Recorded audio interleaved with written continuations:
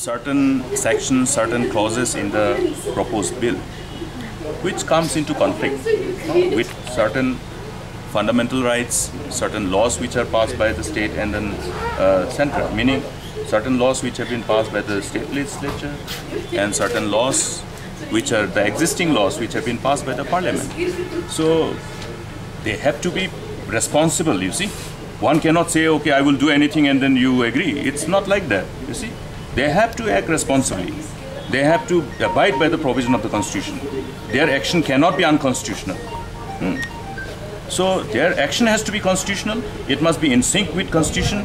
They are sworn by the provision of the Constitution, so they should behave responsibly. This amounts to, sensitizing the issue, and it has got lots of ramifications. There may be a malefic intention to create law and order problem. So we will examine from all those perspectives.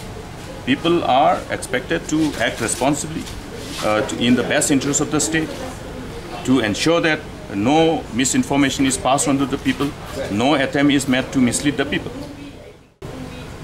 So what are those particular clauses which come? See, we have indicated to them, okay, and then again now the new executive committee has been constituted, so we will take it up. I have advised that they should sit with the law department, district council affairs department, and sit and find out which are those clauses which come into conflict with fundamental rights.